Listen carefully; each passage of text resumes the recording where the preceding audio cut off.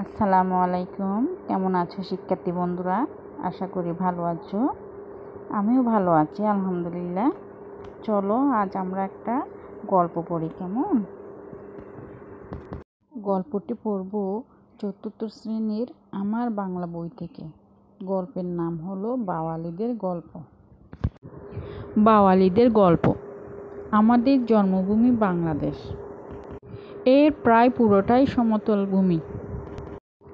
আমাদের দেশের দক্ষিণ পশ্চিম কোণে বঙ্গোপসাগরের তীরে সুন্দরবন। এই বনের সব গাছেই বঙ্গোপসাগরের নোনা পানিতে বেঁচে আছে। এই বন নানা ধরনের হাজার রকমের পশু ও পাখিতে পূর্ণ। সুন্দরবনের কোনো কোনো জায়গায় গাছপালা এত ঘন যে সূর্যের আলো মাটিতে পৌঁছায় না। সুন্দরবনের তিন পাশে ছড়িয়ে রয়েছে অনেক গ্রাম। গ্রামের মানুষ কৃষিকাজ করেন।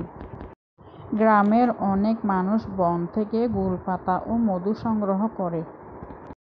মৌমাছিরা গাছে গাছে তাদের মৌচাক বানায়। যারা মৌচাক থেকে মধু সংগ্রহ করেন তাদের বলে মোয়াল। সুন্দরবনে বিভিন্ন ধরনের হাজার হাজার গাছ আছে। এইসব গাছ উপকূলীয় এলাকার জন্য ঢাল হিসেবে কাজ করে। এই জন্য 1989 সাল থেকে সরকার সুন্দরবন থেকে কাঠ আহরণ করা নিষিদ্ধ করেছে। তবে সরকারের অনুমতি নিয়ে সুন্দরবন থেকে গোলপাতা সংগ্রহ করা যায়।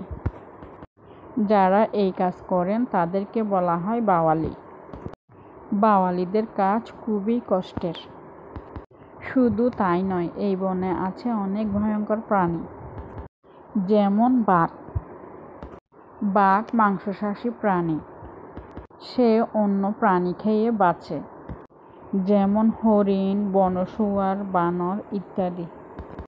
বাঘ মানুষকেও আক্রমণ করে।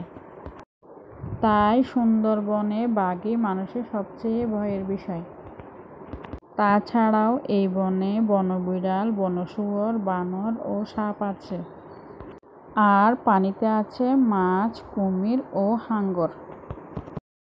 বাওয়ালি আর মোয়ালরা সুন্দরবনের থেকে অনেক দূরের গ্রামে থাকেন।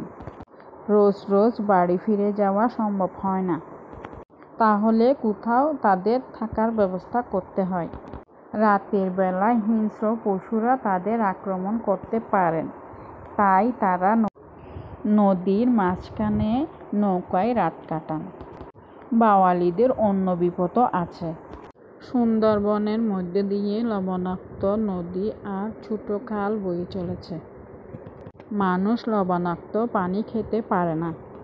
সেজন্য বাওয়ালিরা তাদের সাথে পানির ছোট ছোট পাত্র রাখেন।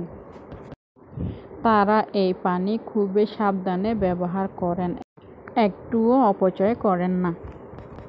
পানি শেষ হয়ে গেলে সহজে খাওয়ার পানি পাওয়া যায় না সুন্দরবনে।